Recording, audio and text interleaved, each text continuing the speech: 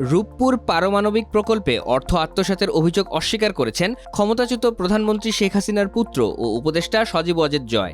এক ফেসবুক পোস্টে জয় তার নিজের ও পরিবারের বিরুদ্ধে আনা দুর্নীতির অভিযোগকে সম্পূর্ণ ভিত্তিহীন বলে দাবি করেন। নিজের ভেরিফাইড ফেসবুক পেজে দেওয়া এক পোস্টে সজীব ওয়াজেদ জয় লিখেছেন, আমার এবং আমার পরিবারের বিরুদ্ধে করা দুর্নীতির অভিযোগ সম্পূর্ণ ভিত্তিহীন।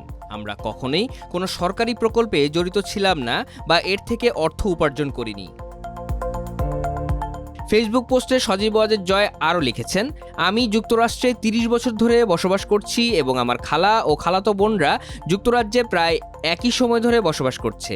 স্বাভাবিকভাবেই আমাদের এই দুই দেশে ব্যাংক অ্যাকাউন্ট রয়েছে, আমাদের কোনো অফশোর অ্যাকাউন্টও নেই। জয় আরও লিখেন, যে পরিমাণ টাকার দাবি করা হচ্ছে তা আমরা কখনো দেখিনি। $10 বিলিয়ন প্রকল্প থেকে $1 বিলিয়ন সরানো সম্ভব নয়। আমরা লেনদেনের সঙ্গে সম্পৃক্ত বলে দাবি করাটা মিথ্যা অভিযোগ।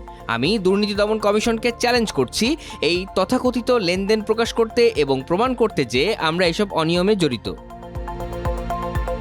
বর্তমান অন্তর্বর্তী সরকারকে অবৈধ আখ্যা দিয়ে জয় লিখেন, অবৈধ ইউনূস সরকার এবং তাদের সন্ত্রাসী ছাত্ররা দেশ চালানোর ব্যর্থতা, আইনের শাসনের অভাব, অর্থনৈতিক দুর্দশা, মানবাধিকার লঙ্ঘন, গণতন্ত্রের সংকট ও রাজনৈতিক দমনপীড়ন থেকে জনগণের দৃষ্টি সরানোর চেষ্টা করছে।